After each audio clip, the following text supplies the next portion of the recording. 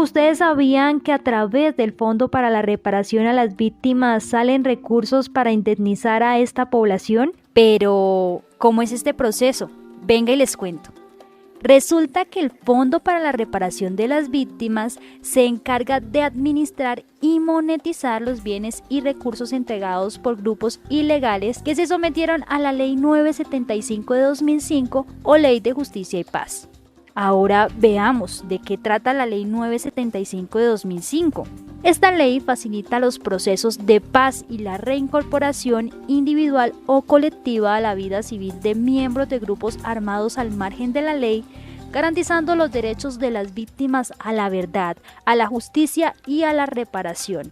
Actualmente el Fondo para la Reparación administra los bienes entregados por 16 bloques paramilitares de las antiguas Autodefensas Unidas de Colombia y las Autodefensas Campesinas del Meta y Vichada.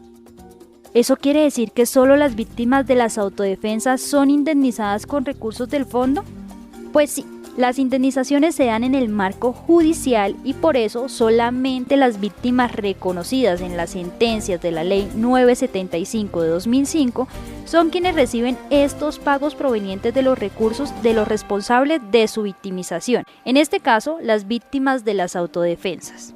Entonces, ¿las víctimas de otros grupos ilegales no reciben indemnizaciones?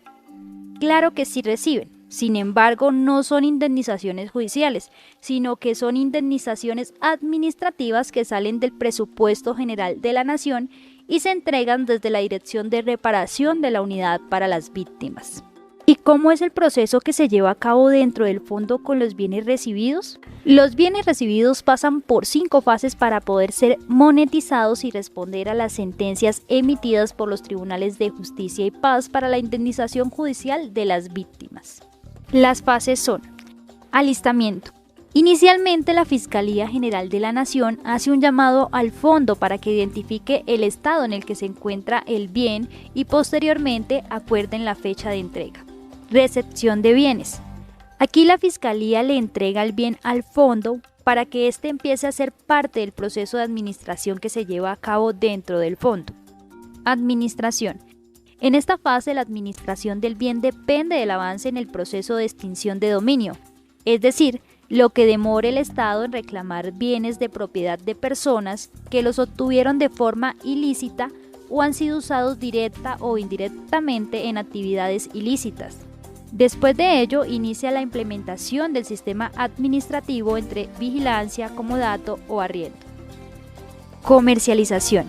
Con el bien totalmente saneado en la parte jurídica, fiscal y física, inicia la fase de comercialización, donde se procede al evalúo comercial y posteriormente se oferta a través de la plataforma digital de la Central de Inversiones S.A.CISA y en la página de la Unidad para las Víctimas. Monetizaciones.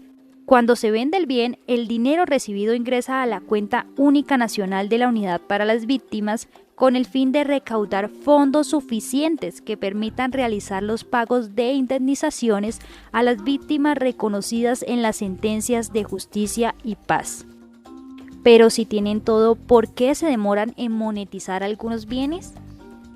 Pues en algunas ocasiones los bienes administrados por el Fondo para la Reparación de las Víctimas presentan dificultades para lograr ser monetizados. Generalmente esto se debe a que algunos bienes se encuentran en zonas de difícil acceso o donde las condiciones de seguridad no son óptimas, ya sea porque están en zonas donde aún persiste el conflicto armado.